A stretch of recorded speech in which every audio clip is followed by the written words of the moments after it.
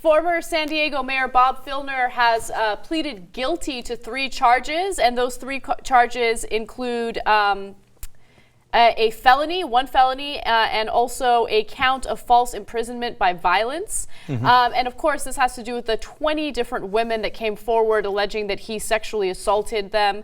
And it's kind of incredible because he was refusing to resign, but he did finally decide to resign on August 30th after so many women came forward, and there was really no hiding the fact that he had done some bad things. He's a bad man. Yeah. They talk about the vaunted Filner headlock in all the proceedings. Isn't it amazing that that's your move? Like some guys, like they have like an opening line. Some guys have the walk away. Whatever. People have moves, right? This dude's move, and he was a mayor of one of the largest cities in the country. Someone was like, "Hey, how you doing?" Well, sit down, and he grabs you in the headlock. And then he would whisper dirty things. And then he whisper dirty things, and then sometimes he'd touch him. Yeah. That's the craziest thing I've ever heard. I can't believe that he thought he would get away with it. And of course that's wrong and I don't agree with it. But then I keep thinking about what I would feel like if a guy I'm attracted to did that to me, and it would be really hot. Oh. Now we're getting to 50 Shades of Filner then. Okay. Yeah, but sorry, not Filner. That's just an aside. I apologize for making that comment. Of course, if it was consensual, then in this case, of course. It was not, and Mr. Roper never got their consent at all. Exactly. All right. Totally looks like Mr. Roper from Three's Company. All right, so let me read you what the charges are. He faces 1 felony count of false imprisonment by violence, fraud, menace, and deceit, and also 2 misdemeanor counts of battery. Now, there are certain things that he has to go through as a result of this plea. He must undergo mental health treatment. He has agreed to never seek public office again. He will also lose a portion of his city pension. So some harsh consequences and harsh realities for his ridiculous behavior. Well, he certainly, for his own good, should seek mental health treatment because he did this to so many women. There's obviously something a little off with him.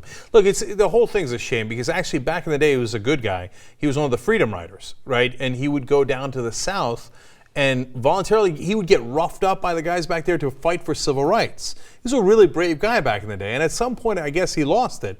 And he just, and he didn't get that that's not how you approach women, especially if you hold a position of power and you're their boss. You don't get to put them in a headlock. So it wound up in this tragic ending where, in a sense, he put himself in his own political headlock. Like, oh, shit, what am I doing? Oh, my God, I've ruined my career. I mean, look, he should face some serious charges. He will not get any jail time based on this plea deal. And that's the reason why he agreed to plead guilty. But he will have to deal with 3 years of probation. He does have to deal with the mental health treatment. Look, he did his job, okay? And what he did was wrong, but I don't think you should get rid of his entire pension as a result of that.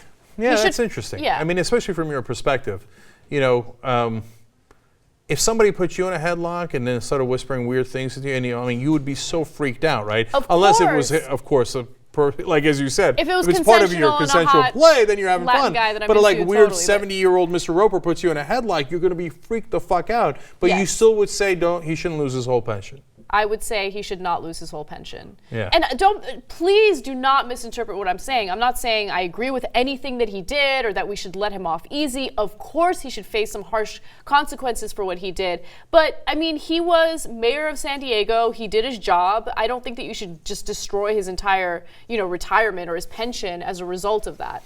Yeah, that's a tough call, man. I mean, look, it's hard for me to be in the same spot, right? Because I'm a big guy, so I can fight back and stuff. But let's say it was some guy who put me in a headlock and then grabbed my ass and stuff. Would I want to take away his whole pension in his retirement? No, I would want some sort of justice and stuff. Of course. But it sounds like a bit too harsh to me, too. And they didn't go in that direction. But look, if you're one of the 20 who got sexually harassed by him and to some degree sexually assaulted by him, and you wanted more, I certainly understand.